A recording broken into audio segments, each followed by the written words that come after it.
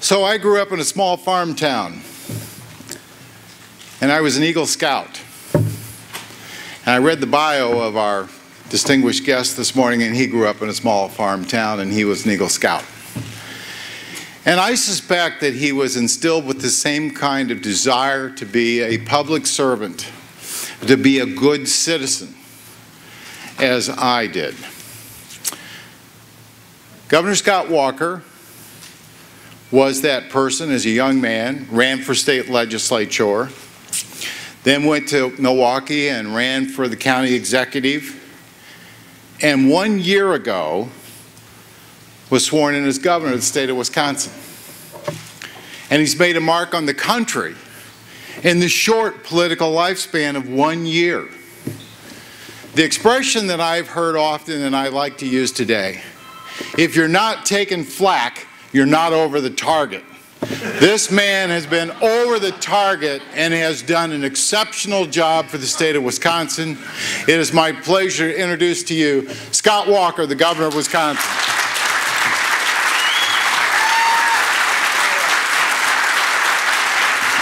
Thanks. Thank you. Thank you. Thanks. Thank you. Thank you. Thank you. Well, thanks for that introduction from one Eagle Scout to another. I appreciate it. It is an honor to be here today. I got to tell you, I get asked all the time. Tonette and I, we've got two boys, a junior and senior in high school at a public school in Wauwatosa. Talked to them this morning, and as they're way in the school, and we get asked all the time with all that's going on, with all the craziness and that, how do you put up with it? And actually, someone on the way in here earlier today did what happens to me just about every day in Wisconsin.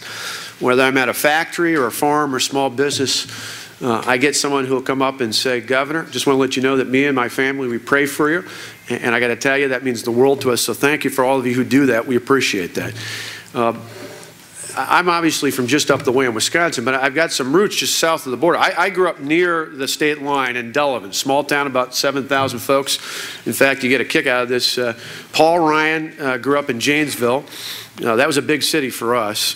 I grew up in Delavan, about 15 miles down the road, and the other side of us grew up Reince Priebus and Kenosha. So there must have been something in the water back at that time. But a funny story about Paul, he and I flipped hamburgers at McDonald's about the same time.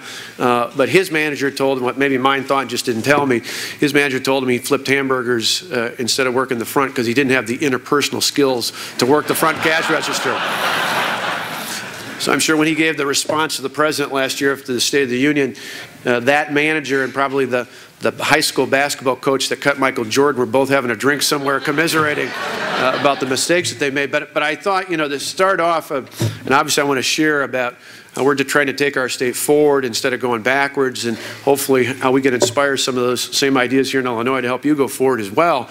But I thought, how do you bond, in the states where, we've got the Packers, you've got the Bears, what could bring us together? Well, it's the Vikings, right? And I always, I think back to last fall when I was stopped in a bar to watch a football game, and down at the end of the bar, the bar owner had on the Vikings playing, and this guy came in the door kind of surprised because he brought his dog in the bar. And the bartender said, animals aren't allowed. And he said, oh, come on. He said, my dog is such a Vikings fan. You got to let him watch the game. He said, okay, but stay way down at the other end of the bar away from all the patrons. So the Vikings go marching down the field. Suddenly they get in the red zone. They kick a field goal. The ball goes straight through. The dog goes wild. He's up and down in the bar stool, howling away, jumping around. Bartender comes down to the guy and he says, hey, I'm sorry. I had no idea your dog really was a Vikings fan. He gets that excited over a field goal. What does he do for a touchdown? The owner of the dog thought for a second. He said, I don't know. I've only had him for 2 years. It made me think about the other day. I was up near the St. Croix River in the northwest part of Wisconsin, and I saw a guy there who admitted he was a Vikings fan. And he said his great wish sometime in the future, was an older guy in his 90s, he said at some point he was hoping that he could get the pallbearers at his funeral to all be members of the Minnesota Vikings football team. He said he thought it would only be appropriate that they let him down one last time.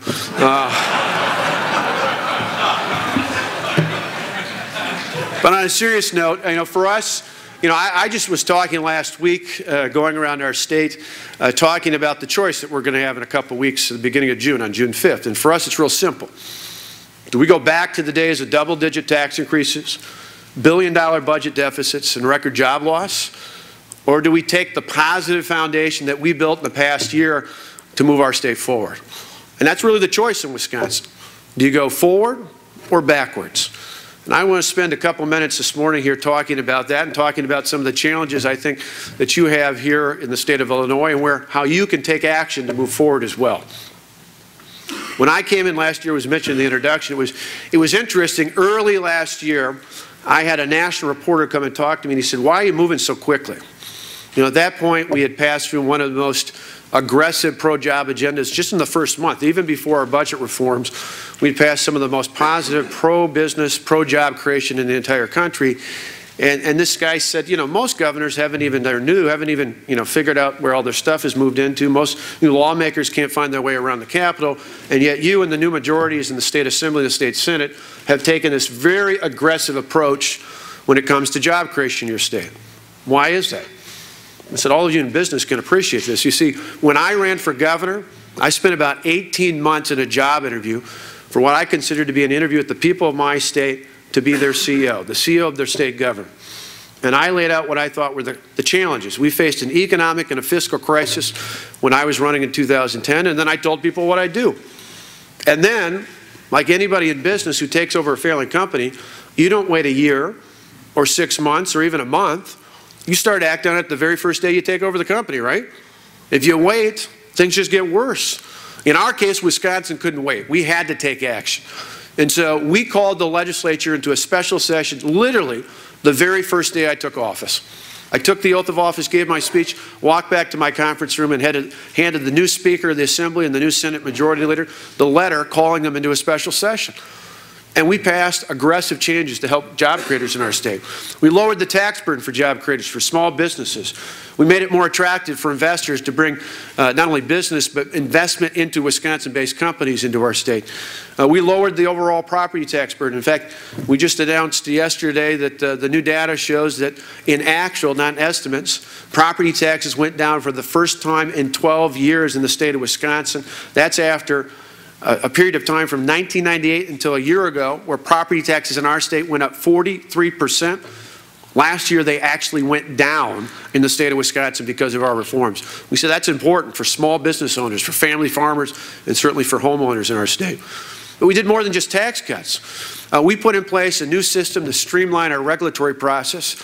So what we enforce is about common sense, not about bureaucratic red tape. In fact, our NFIB up in Wisconsin was a great partner with us. We have a whole new panel that not only can prevent bad rules from going into place in the future, we can go back and repeal bad ones that are already in the books.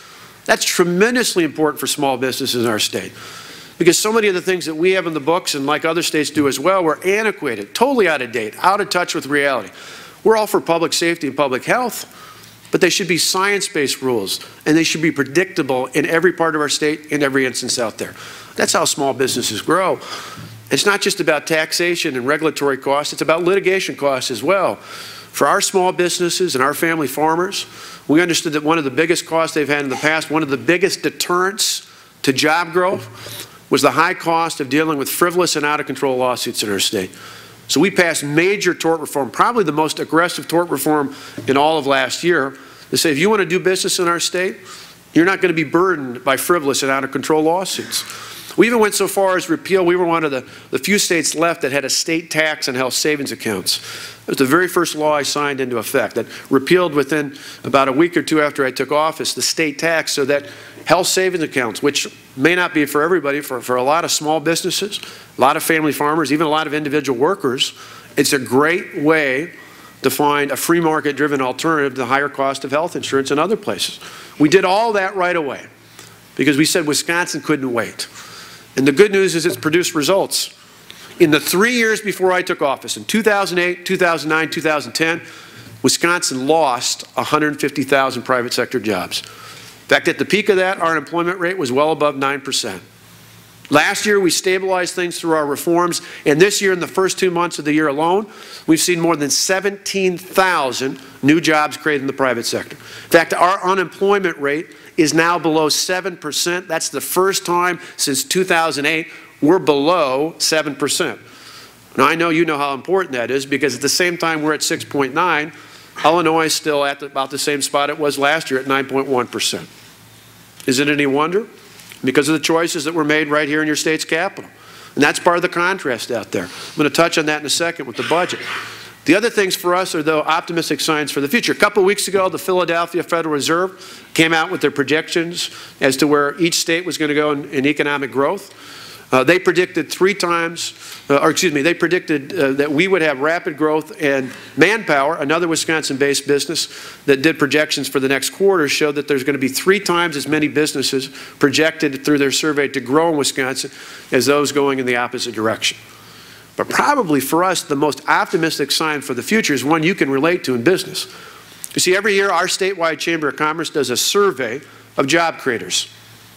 2010, when I was running for governor, you know how many thought we were heading the right direction? 10%. 10% of our employers thought Wisconsin was heading the right direction. That same survey was conducted earlier this year. A couple months ago, the results came out. You know what our number's up to? 94% of our employers believe Wisconsin's heading the right direction. From 10% to 94%.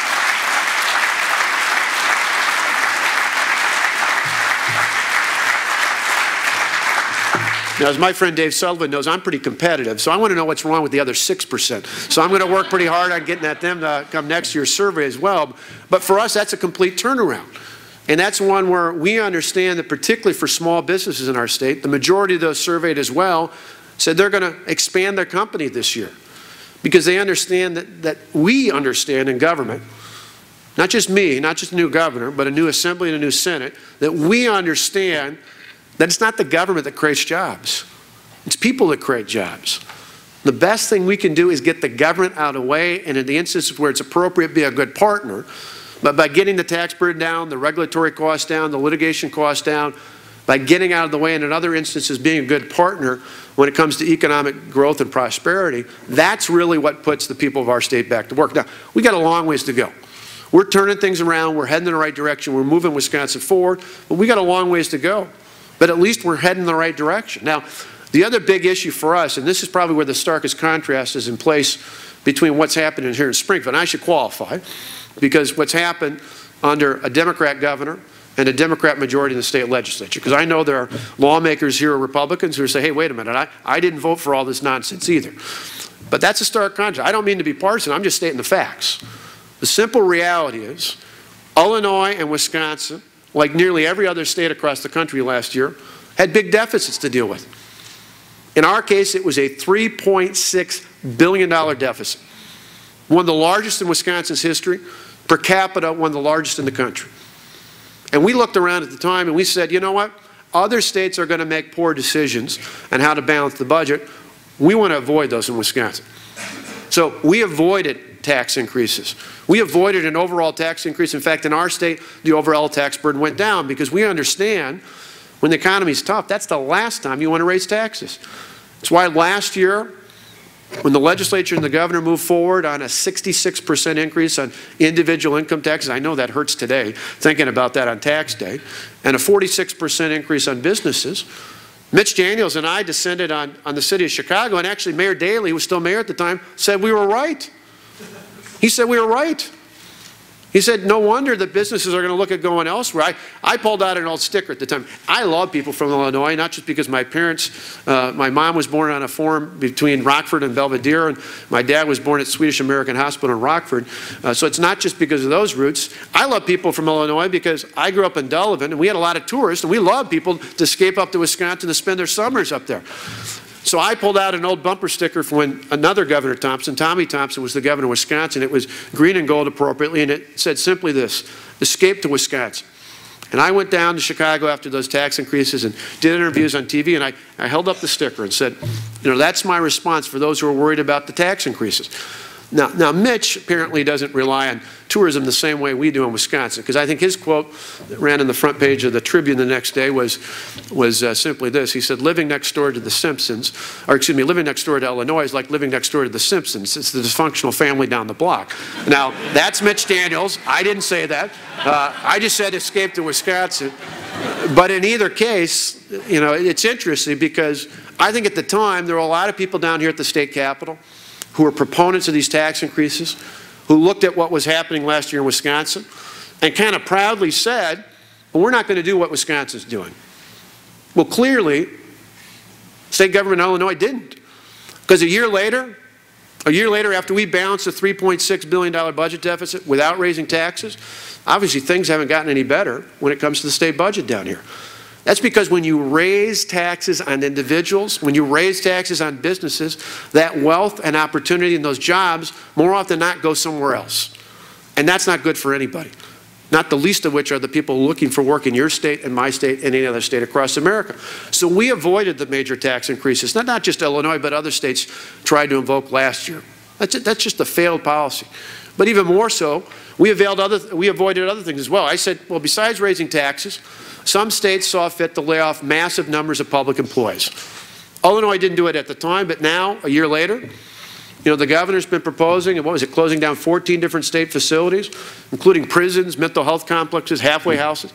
All those things will have a negative impact on public employees in the state. We didn't have massive layoffs in Wisconsin. Other states, like Illinois, looked at cuts in core services like Medicaid. Obviously, you know, for those who watch what happens here in Springfield, the governor proposed cutting $2.7 billion from Medicaid. That's one of the biggest cuts in Medicaid in the country. Now, when you do that, one of two things happens. Medicaid provides assistance for needy families, children, and seniors in all of our states. And you either take it out of services for them, or you cut reimbursements to health care providers. And when you do that, what does that mean to all of you? That's a hidden tax on employers.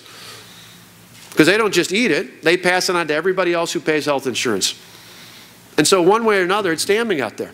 Now, again, a year after those tax increases did not work here, you've got the governor proposing a $2.7 billion cut in Medicaid in the state of Illinois. You know what we did in Wisconsin? With all due respect to the media, the reality is most people in Wisconsin wouldn't know it because they think that we actually cut Medicaid. The reality is we added $1.2 billion more to Medicaid in the state of Wisconsin, one of the largest increases in the country, so that we could fund things like Badger Care and family care and take care of our seniors, take care of our needy families, take care of people who needed temporary assistance until they could get back up on their feet again. We were able to do that because of the reforms we put in place. And we certainly didn't make the poor choices that other states, including Wisconsin, had done in the past, which was to use budget tricks and gimmicks to balance the budget. So we didn't do all those things. We didn't do the sorts of things that you see causing even bigger troubles here in the state's capital here in Illinois. What did we do instead? We put in place long-term structural reforms that helped us to balance not just our state budget, but our local government budgets for years to come. As I like to say in our state capital, we thought more about the next generation than we did about the next election. And isn't that what you elect people to do? Think more about the next generation than you do about the next election. That's fundamentally what we did.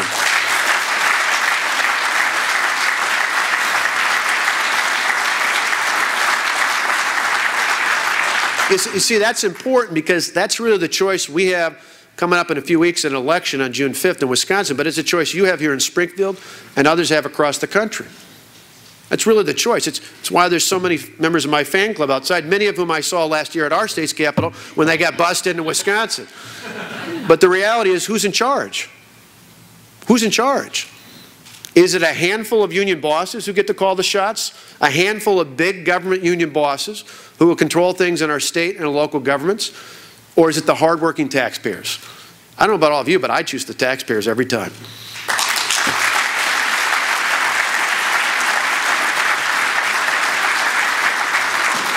The third thing, though, that's important to tell you about is the thing you probably have heard the least about, including not just around the country, but in our state, it's the thing that gets the least amount of coverage. But I think it's the most important thing that we've done in our state and the most important thing you can do here and others can do across the country. You see, we didn't just tackle our economic crisis by putting more power back in the hands of the people of our state to create jobs. We didn't just tackle our fiscal crisis by putting in place long-term structural reforms that avoided tax increases and massive layoffs and things of that nature. Probably the most important thing we did long-term was make the government work better for the people we serve.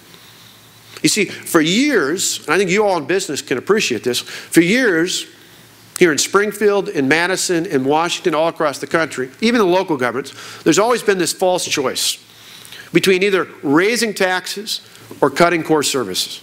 You hear it all the time, right? You hear it in your cities, your towns, you hear it in state, local governments, you hear it in the federal government. Either you got to raise taxes or you got to fundamentally cut core services. That's a false choice. Who amongst you in business would say, you know what, times are tough, so I'm going to double the price of my product? People run to your competitor, right?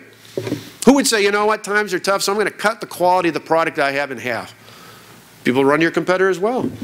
So what do? You use reform, you use lean manufacturing or lean Six Sigma or total quality management, whatever the technique you pick, but you use something to create more efficiencies to balance price with quality to meet where the market is. Well, in government, we couldn't do that in the past. Overwhelmingly, it was because collective bargaining stood in the way in both our state and our local government. So by reforming that process, we allowed us to have that kind of obvious balance we have outside of government. Let me give you a great example. Comes in no better place to point this out than in education. Because my kids both go to a public high school. So I'm one of those people in the past that was pitted against myself. Either I had to pay higher property taxes on my home, or I had to run the risk of my kids not getting the kind of quality education I wanted at their school. What's a false choice? And we showed it this year. It's a great example of this is for years in Wisconsin, almost every one of our school districts had to buy their health insurance from just one company. It's a company that just happened to be affiliated with the teachers union. Imagine how convenient that is. Now, because of our reforms, school districts all across the state, just had one this week that announced another multi-$100,000 worth of savings, but school districts all across Wisconsin can now bid their health insurance out.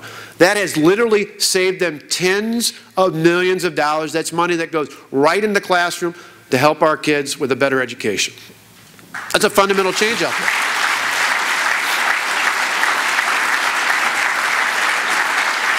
You see, I found in government, particularly in education, it's not always about more money. It's about spending the money you have more wisely. It's about being a better steward of the taxpayers' dollars. And it even goes beyond just finances. It goes in operations as well. A couple of years ago, long before I was governor, in the spring of 2010, there was a young woman in Milwaukee, one of our really challenged urban school districts. You've got them here in Illinois as well, and in Chicago and Rockford and East St. Louis and places like that. Well, in Milwaukee, you know, we have an urban school district that's tremendously challenged. We had a young woman who was a new teacher. First year, she was named one of the outstanding new teachers of the year for the entire state. Not just in Milwaukee, but for the entire state. Great award. Exactly the kind of teacher you'd love to have in any school district, but particularly in one as challenged as the Milwaukee public school system. About a week and a half later, she got noticed. Not when the award ceremony was. She got noticed she was receiving a layoff slip. Now how could that be? One of the best teachers in the entire state, and she's being laid off. Well, under the old collective bargaining system, if you were the last hired, you're the first fired. If you're the last in, you're the first out. One of the great things about what we did last year, one of the things that very rarely gets covered, not only across the country, but even in our state, is the reality is that our reforms ended seniority and tenure. That means our schools can staff based on merit. They can pay based on performance. That means we can put the best and the brightest in our classrooms, and we can keep them there. Don't anyone let you tell them that we're not pro-education.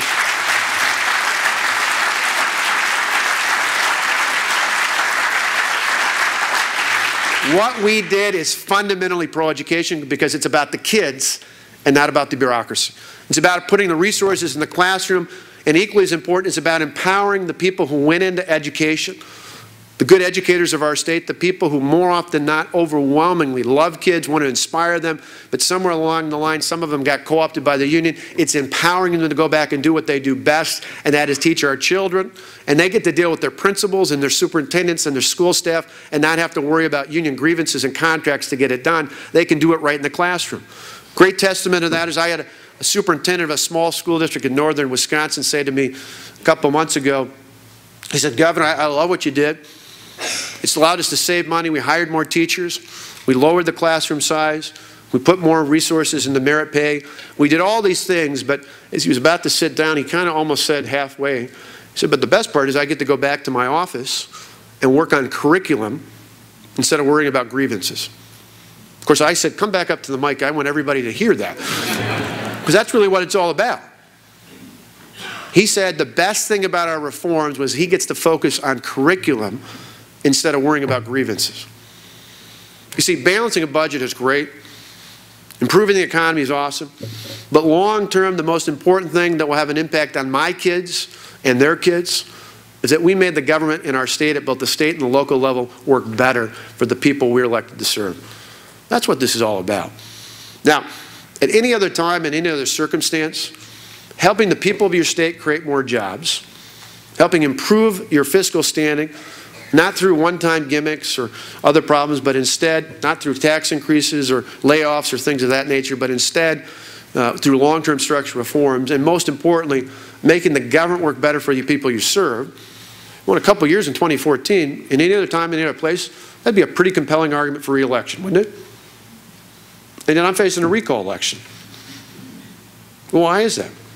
Well, it's because not just the people outside, but the people who directed them to come outside, a handful of big government union bosses, not just in my state, but particularly in Washington, think that I'm standing in the way of their power and their money. See, it's not just about what we did there, it's also about the fact that in doing this and moving this forward, we gave the public employees in our state, overwhelmingly, we gave the vast majority of public employees in our state the freedom to choose.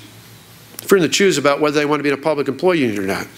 And in doing so, they can decide whether they want to take that union money, which might be $1,400, $1,500 that a school teacher in Milwaukee is paying, and instead spend that on their pension contribution or their health insurance premium, or maybe to set a little bit of money aside for their kids' college education. They can choose to keep that for themselves. And unfortunately, the handful of those union bosses don't like that very much. Because like most of us, if you can choose, you're going to choose to keep it for yourself. You're going to spend it on your own family and your own resources, your own needs out there.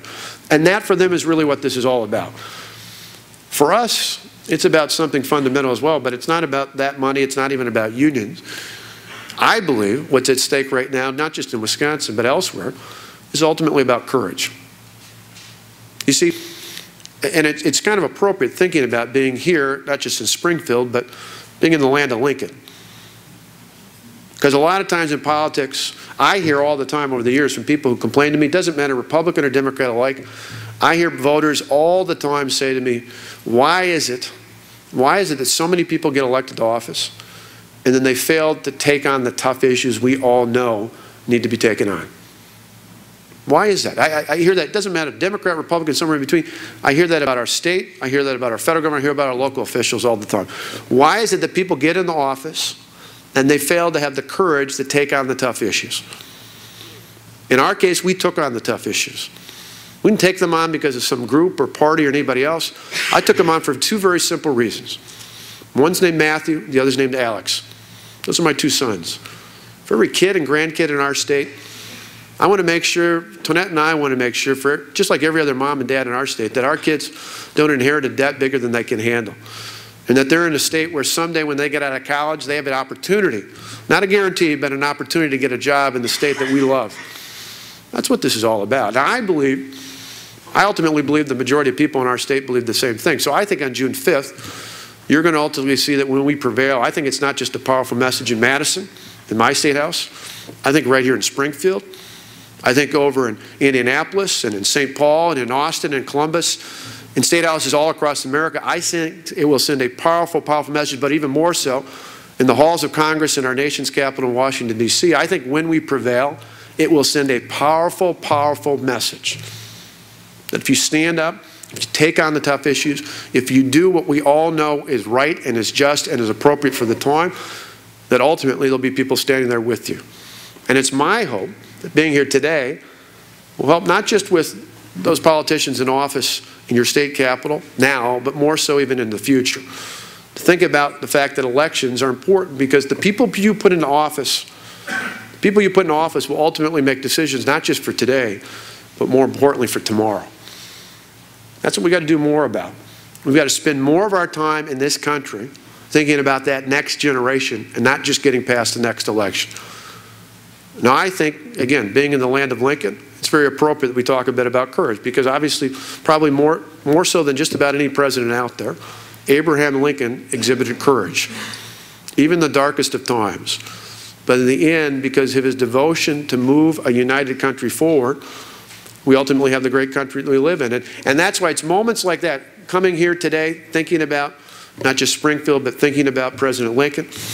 I remember I was in Philadelphia back in September. And for me, growing up in a small town, the son of a preacher, for us, the extent of vacations were usually about as far away as our old white station wagon could get in one day and back. So I never got to Washington or Philadelphia as a kid. But I loved history. And I always thought of our founders, our leaders in our country, as being bigger than life, almost superhero-like. And so last September, I had a chance to speak at a Governors Association meeting in Philadelphia. Tonette and I got up early in the morning. We went over to Independence Hall. Obviously, we saw the Liberty Bell. But one of the most inspiring things for me, and why it ties into what I'm talking about today, is I stood in Independence Hall. And if anyone's ever been there, you know it's just about double the size of this stage up here. So it's not very big. And I, being a big fan of our founders, I thought, wow, this is going to be exciting. It was, kind of coming into the enclave of the superheroes I thought of as a kid. And you look at the chairs, and they're not much different than the chairs we're sitting in here right now. And you see up at the front, there's a desk, and there's a chair with a half-rising sun on it where Washington sat. And you realize these were ordinary people. Ordinary people who did something quite extraordinary. Didn't just risk their political careers. Didn't just risk their businesses. These were people, as Ben Franklin said, when he said, "We don't hang together, surely we'll hang separately." These were people who literally risked their lives for the freedoms we hold dear today and far too many of our fellow citizens take for granted. The reason I tell you that is I'm always inspired by the history of our great country.